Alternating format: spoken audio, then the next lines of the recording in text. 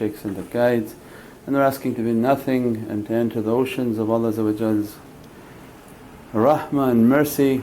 Alhamdulillah, awliyaullah come into our lives and expand everything, expand the horizon, expand the understanding, expand the realities from Holy Qur'an, from Holy Hadith, from every aspect of our life. It begins an expansion in realities that far beyond the world of form, that to understand the world of light, to understand the world of energy, to understand the world of sound. Every aspect of reality is far greater than just the physical, and a teaching towards that reality to be uplifting.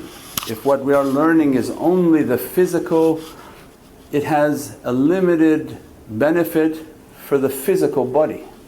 But there must be a food, there must be a reality that is affecting the soul, and that which you teach in regards to the soul is going to be an eternal dress on the body. They come into our lives and they teach us that from the ilm sharia, ilm tariqah, the ilm marifah, ilm haqiqah, ilm azimah, that in every knowledge there must be darajats of the knowledge, where most stay only on the outside. And we gave example many times from Mawlana Shaykh's teaching is that wudu, that many teach the sharia aspect of wudu, that you have to wash, how much of the water to use so that it's clean, then to wash yourself, how to wash yourself so that your hands, your arms, your face, your ears, your feet, your nose, your mouth, everything is covered and washed. And this is from only an introduction of ilm sharia. Ilm al-tariqah, ilm al-marifah, haqiqah wal-azimah begin to teach that why you have to wash, because you don't have the right to ask why. But as soon as you're patient in life and take a path towards realities, Allah will begin to expand the heart, and the teachers begin to teach that water has a reality within it, and that water has an angelic force within it. Because Allah described that, my throne is upon that water. There's an echo. My throne is upon that water means they begin to teach that there's a marifah of that my. For the people who know Arabic, because we don't know Arabic, but mim, alif. Everywhere you look must be La ilaha illallah Muhammadun Rasulullah. Even in my, mim and alif. And Allah describes my throne upon that water, means there must be a secret, a marifah of that water. One basic understanding is it's an angelic power, and because it's angelic it's stable. If it was gas it would be very difficult to work with in life, but because of malaika it's stable force and power. If you take one hydrogen away, that becomes explosive. That's the degree of its power. All our oceans are that potential danger. So when you want to know how Allah can bring an end to this dunya, He merely commands one of the hydrogen rise, and all the water itself is explosive. But making it stable is the 2H. If 1H leaves, it's explosive. So then awliya come and teach us water is very powerful. And as soon as you leave the water for a certain amount of days, you see a green begin to form. That is the malaika, that is the angelic force that shows you that mai brings life. Because the green and the mildew, it's a life force within that. So then they begin to teach. Now the understanding of wudu begins to elevate because you're taught the element in which you're washing. You're washing with a very powerful force, an angelic force. And all the difficulty that you acquire throughout the day, your body is like a bus. We have a body and we have a soul.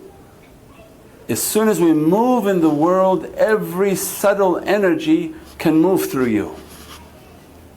From microwave, television wave to all the different spiritual beings Allah created. They all move through the physicality. They all either occupy the physicality or pass through the physicality. And so what Prophet wanted for us was the perfection of energy, but didn't have to describe it, merely told the companions. They understood the reality and they taught the sharia aspect of it, that you wash. Then for deeper knowledge they went into the marifah of that. That when we're washing, there's an angelic force in that water, a life force within that water. As soon as we put it on, it begins to burn away all difficulty, begin to wash away all fire, and begin to dress you with an angelic light, a shield. And then they come into our lives and teach that as soon as you wash, washing your mouth, your face, your hands, your feet, washing all the private parts if you had used the restroom, as soon as you wash, come out and pray Salatul Wudu to seal yourself with your energy. Because as soon as you pray two rakah Salatul Wudu, that water and angelic force becomes a shield that protects you until the next wudu. Then they begin, because now you're going deeper into the marifah of wudu. Not just you just have to wash and that's it. There's a whole oceans of reality. That why are you washing with that? What power does that water have? Then they begin to teach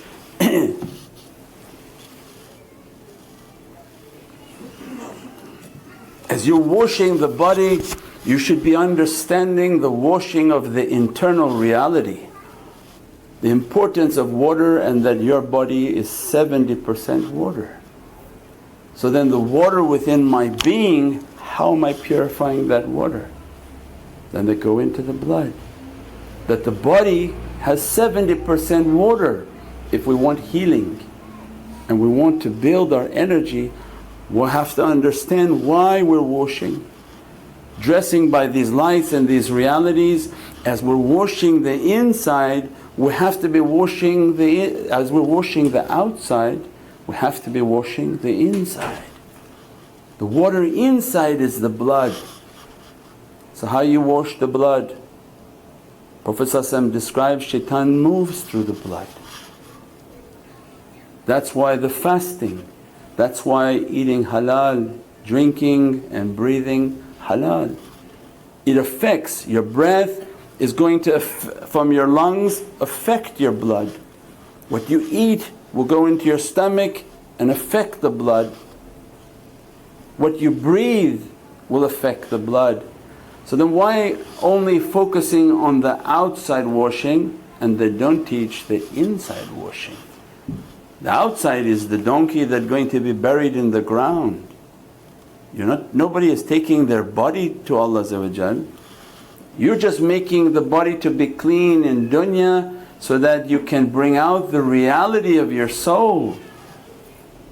But Ahl Haqqaiq, they come into our lives and begin to teach, elevate beyond the kindergarten understanding, that when you're washing, the reality of that washing, but begin your internal washing. Begin to understand that your blood has to be cleansed. That when you begin to make du'a in your food and eating halal, your blood is now being washed. When you begin to be conscious of your breath and your breathing, don't put anything into your mouth that's going to contaminate your blood. Because as you're washing for the body, you wouldn't take a feces and put it on your head. So imagine whatever you put in your mouth and put in as a drink or food is going to affect the blood, then that blood going to go and hit the heart, what they call heart attack. It's attacking the heart. And qalb al-mu'min baytullah. So it's shaitan is attacking the house of Allah. Shaitan knows the system and knows that Allah is not going to be occupying the mind, Allah is going to occupy the heart. And he says, this Bani Adam, if he becomes powerful, he'll be like 1,000 men. It's enough for me to begin to attack him. I'll influence what he eats, I'll influence what he drinks, I'll influence what he breathes, and I'll bring him down by contaminating and poisoning his blood, and then he moves within that blood. Means they begin to teach in our lives, it's far greater than just washing and somebody describing how to put their fingers and their hands. That's only washing of the outside. The reality of that water, the reality of the water within, the reality of purifying all the organs. That when that blood is moving through the body, how the zikr and the breath is going to purify that blood.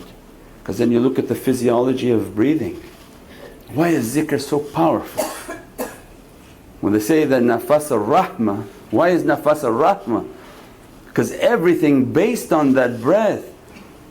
All mashaykh came and said that you have 24,000 secrets in one day, 24,000 pockets of life in one day. The quality of your life is from breath to breath. If Allah doesn't grant a breath, the person dies. So each one is a secret of life.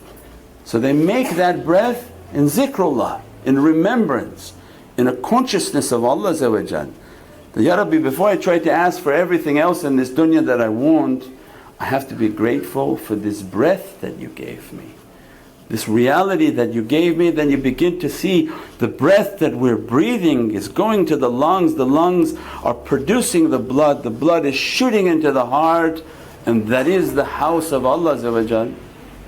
So if you want the house of Allah within the heart, you have to sanctify and purify the breath. What you eat through the mouth is going to affect the stomach and the belly, and that again is going to affect the blood that enters into the heart.